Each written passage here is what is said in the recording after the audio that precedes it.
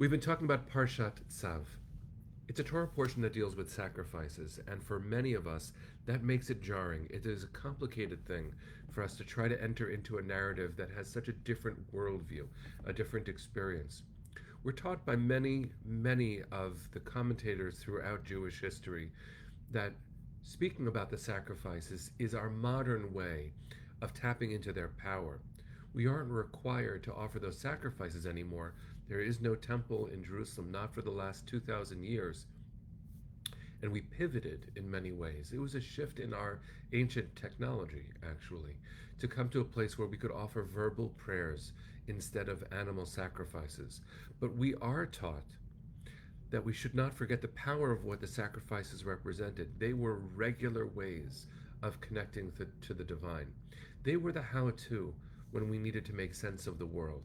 There were regular sacrifices offered every day, and those were replaced with the way that we pray today. We now say shacharit, which means dawn offering. Well, there used to be a korban shacharit, a sacrifice for the morning. Mincha, the afternoon prayer, is actually the name of a grain offering that we once offered. Ma'ariv is the arvit. It's an optional prayer, actually, technically, but it comes to replace the volitional offerings as well, the ones that we did by choice. But there were other kinds of sacrifices too. If I had done something wrong, not to another human being, because the only way that I could make up for doing something to someone is talking to them, apologizing, and committing to never doing it again. Even God can't forgive me for interpersonal sins. But we were offered the chance when we made a ritual wrong, or we committed a trespass, we violated a commandment between us and the universe, we could offer a sacrificial offering called the chatat. The chatat means a sin offering, a repair offering. They were ways back into the world if I felt broken on the inside. And the truth is, there were also positive ones, like the korban todah, the sacrifice of gratitude. We wake up every morning when we're mindful, which is not how we always wake up in the morning. And the first thing we're called to do is say, Modeh ani lefanecha, or for women, Moda ani lefanecha. I'm grateful to you, God. And I remember in the first days of this broadcast, really struggling for gratitude. I was grateful for you. I was grateful for the technology that allowed us to connect. I was grateful to UJA for giving us permission, actually, to go off script on our platforms. But to wake up with gratitude is to recognize that no matter what I have, how much or how little, none of that's a given. It was just given. Now, yes, we've earned much of the experience that we have, but the circumstance I was born into, I had nothing to do with. I was just born. This day that I'm allowed to experience, the radical gift of just being alive and having a heart that's beating. How did our ancient ancestors acknowledge such things? They might have said things like that. But also the korban todah, and I want to make a comment about that specific sacrifice.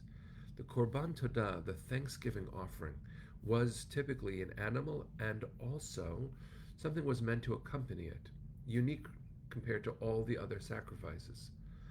You were supposed to bring loaves of bread.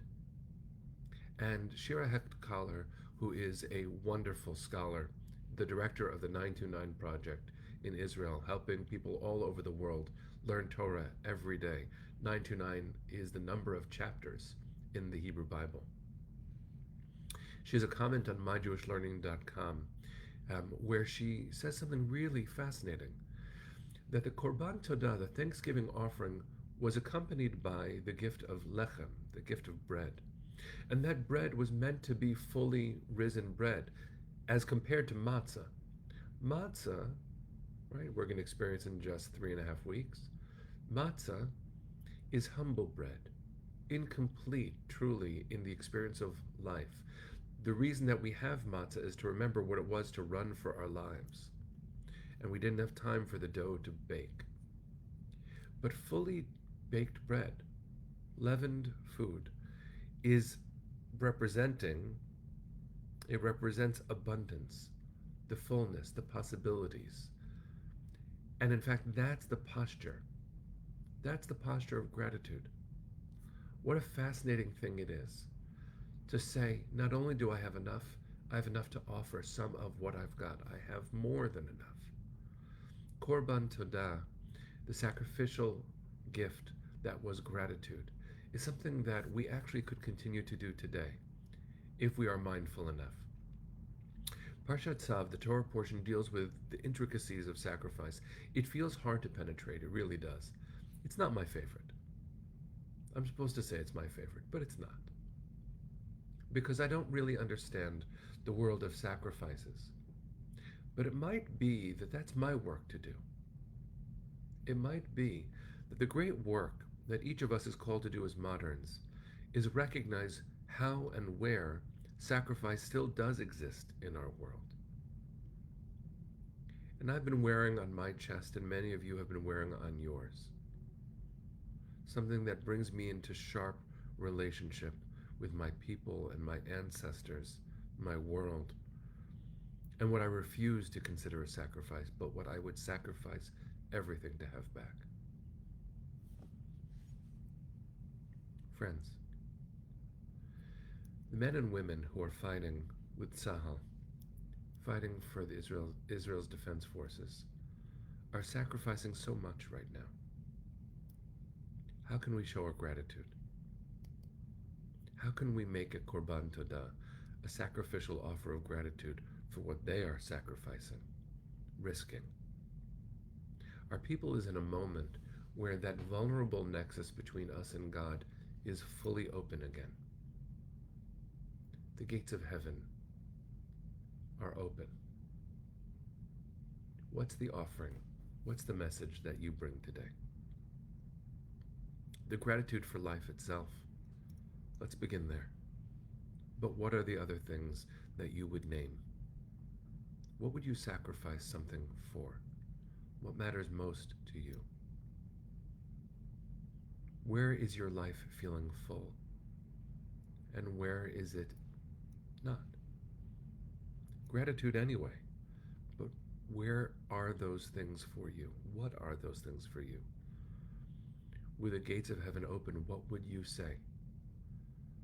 If you could place your heart's deepest intentions on an altar, knowing that that was the place where God would meet you, what would you say?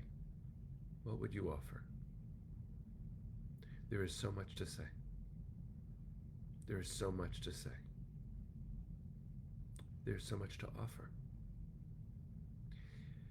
May we be blessed that when we do offer our own modern versions of sacrifices, that we find that we had just as much, if not more, than when we began the process. May our children come home.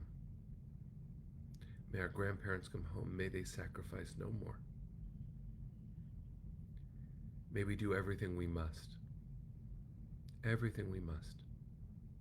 including, God forbid, those soldiers who are prepared to offer the ultimate sacrifice to save our family. For them, I am deeply grateful.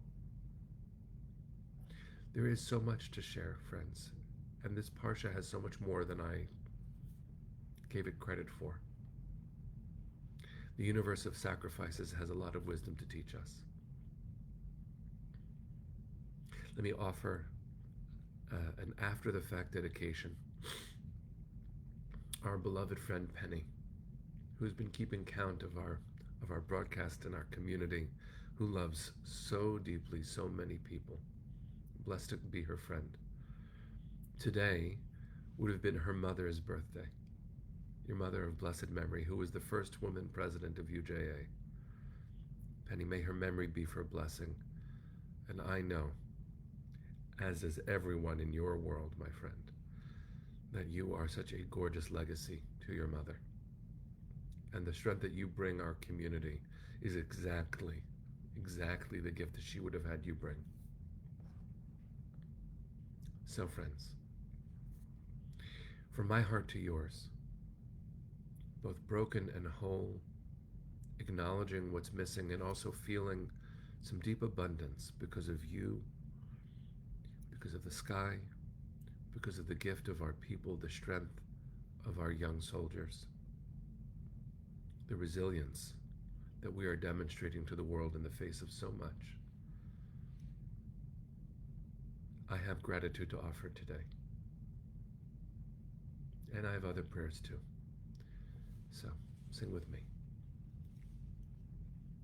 Kolon baleva penima nefesh Yehudi homia ulefate mizrach kadima ayin letzion Sophia Od lo avda tikvatenu hatikva bat shnot alpayim liot am chofshi be'artzenu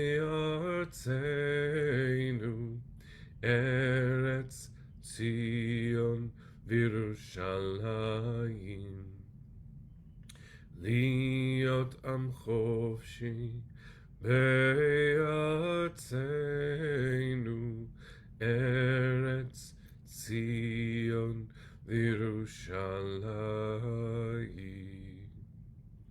Bring them home now. Bring them home now.